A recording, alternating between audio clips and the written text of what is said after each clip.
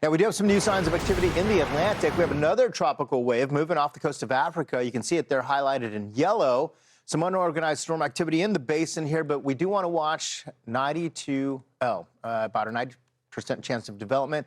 That's the invest that we're watching. And again, remember, invest means we're investigating this. It's showing better signs. We want to focus on this one a little bit more, put some more effort into this and see what it wants to do. It's fighting for its life against some dusty air right now, but once it gets beyond this, the chance for development goes up, which is why the outlook for the 7-day outlook is at 90%, because it does have some challenges as we go through the next few days. But after that, it's in pretty prime real estate and conditions for some further development here. Yeah, this is anticipated to come Gabrielle.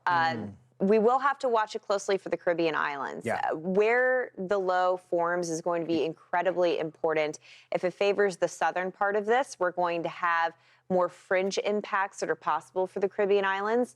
The farther north, the more clear skate we are. So hopefully let's push this a little farther to the north, because we got some fronts coming off of the U.S., a big dip in the jet stream for the lower 48. So we're not really looking out for any potential of impacts to the lower 48, but we will have to look out for the Caribbean islands, British Virgin Islands. We'll just have to see how close things get. But right now, it does look to be encouraging. Seriously, look at the tropical threat here, way up when you take a look at all of the models, including the AI models. This is pretty impressive. And again, to your point, Britta, high confidence of it being northeast of the islands. Yeah, I was just going to say, that's great. Good news for us, right? And then you talked about those fronts coming off the U.S. that could be a buffer for us.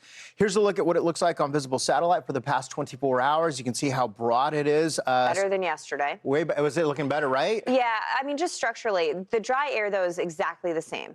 We had a slug of dry air in the center of this yesterday. That's still present, so that's still a limiting factor. We also have a little more wind shear to play with today compared to yesterday, so that might inhibit and make this a slower process. But again, since the beginning, this has kind of been known to be a slow burn kind of storm, meaning that the conditions don't really shape up until the end of the week. So I think probably, late Wednesday into Thursday is that sweet spot where we might actually get a named storm. At that point, it's got everything working in its favor, which is what we were just talking about moments ago. And take a look at that dip in the jet off the United States here, which could act as part of the buffer for us closer to home and help to pick that up and redirect it off to the north and northwest away from the United States, which would be good.